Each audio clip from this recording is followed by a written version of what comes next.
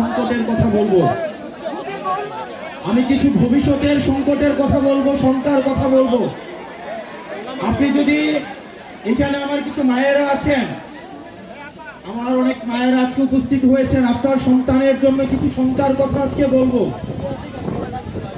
বিগত আওয়ামী লীগ সরকার আপনার সন্তানের জন্য কেমন ঝুঁকিপূর্ণ বাংলাদেশ রেখে গিয়েছে, আমি সেটার কথা আপনাকে বলতে এসেছি। আমি আপনাকে কোনো মিথ্যা আশ্বাস দিব না। আপনি এমন একটা বাংলাদেশে বাস করেন, যেই বাংলাদেশের প্রতিরক্ষা ব্যবস্থার দিকে যদি আপনি তাকান, আপনাকে আশাহত ছাড়া আর কোনো কারণ নাই। আপনি ক্লাসে বসে আপনি স্কুলে যাবেন পড়াশোনা শিখতে, কিন্তু হাসিনার অব্যবস্থাপনার বিমান এসে আপনার সন্তানকে মেরে দিয়ে যাবে। আপনি যদি বাংলাদেশের মানচিত্রের দিকে তাকান, বাংলাদেশের মানচিত্র 3 দিক থেকে ঘিরে রয়েছে ভারত। রক্তচক্ষু দিয়ে ভারত বাংলাদেশের দিকে তাকিয়ে রয়েছে।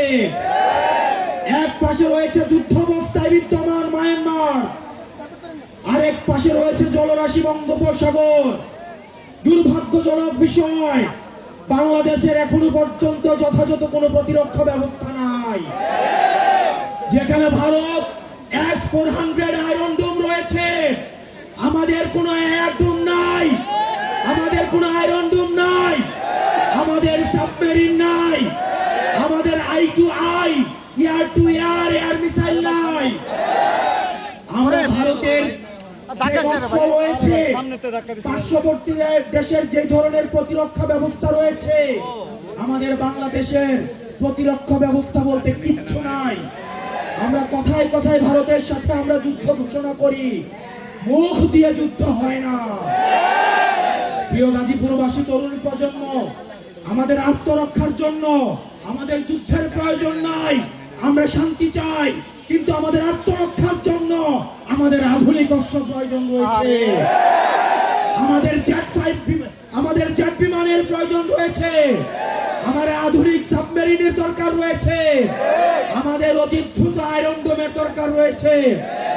সেজন্য আমাদের আধুনিক এই প্রতিরক্ষা ব্যবস্থা ঢেলে সাজাতে হবে। আমরা এনসিপি যদি সুযোগ পাই, আমরা যদি ভবিষ্যতে এনসিপি যদি সুযোগ পাই, আমরা অবশ্যই বাংলাদেশে প্রতিরক্ষা ব্যবস্থায় আমরা অবশ্যই সমৃদ্ধ হব। প্রত্যেকটা ঘরে ঘরে আমাদের এই যুদ্ধ সম্পর্কে, আমাদের এই প্রতিরক্ষা ব্যবস্থা সম্পর্কে সন্তানদেরকে সচেতন করতে হবে। শুধু লিপ সার্ভিস দিয়ে ভবিষ্যৎ বাংলাদেশে সার্ভাইভ করা কোনোভাবেই সম্ভব নয়। আপনারা জানেন, হাসিনার যে প্রতিরক্ষা ব্যবস্থা, হাসিনা আর্মিকে একটা রাজমিস্ত্রিতে পরিণত করেছে, কনস্ট্রাকশন কোম্পানিতে পরিণত করেছে। আমাদের আর্মিকে যুগোপযোগী এবং আধুনিক করতে হবে। সেটির জন্য আমাদের সেনাবাহিনীর যথাযথ এবং বিশ্বমানের প্রশিক্ষণের মধ্য দিয়ে, বিশ্বমানের অস্ত্র দিয়ে, বিশ্বমানের প্রযুক্তি দিয়ে আমাকে এই সেনাবাহিনীকে ভবিষ্যতের বাংলাদেশের প্রতিরক্ষার জন্য প্রস্তুত করতে হবে। প্রিয় গাজীপুরবাসী, আমরা এখানে অনেক পুলিশ রয়েছে, আমাদের পুলিশে কর্মরত আমাদের অনেক ভাই রয়েছে, কিন্তু পুলিশের নিচের শ্রেণীর যদি দিকে তাকান, পুলিশে বিভাজন রয়েছে। আজকে কোনো একটা সংকট তৈরি হোক, সব ড্রাইভার চাই একজন কনস্টেবল থেকে এসআই পর্যন্ত, ওসি পর্যন্ত, আর উপরে যারা রয়েছে তারা ক্ষমতার লোভে দেখা যায় তারা অন্ধ হয়ে যায়। সেজন্য আমাদের পুলিশ সংস্কার কমিশন আমাদের অতি দ্রুত বাস্তবায়ন করতে হবে। না হয় দেখা যাবে আমাদের পুলিশের যারা কনস্টেবল রয়েছে, এসআই রয়েছে, তাদেরকে আবার কোনো না কোনো সময় রাজনৈতিক লাঠিয়াল হিসেবে তাদেরকে ব্যবহার করা হবে। সেজন্য পুলিশ ভাইয়েরা, আমরা আপনাদেরকে বিনীতভাবে অনুরোধ করব, আপনারা আর কোন লাঠিয়াল বাহিনী হয়েন না, আপনারা বাংলাদেশ পন্থী পুলিশ হন। আমরা এনসিপি প্রতিজ্ঞা করছি, আমরা কোন পুলিশকে রাজনৈতিক ভাবে ব্যবহার করতে চাই না।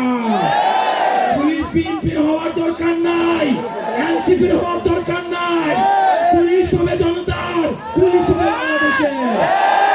এবং সেটির জন্য পুলিশ ভাইয়েরা যারা রয়েছেন, আমরা জানি আপনাদেরকে ব্যবহার করা হয়, যেই সরকার আসে সেই সরকার আপনাদেরকে ব্যবহার করে।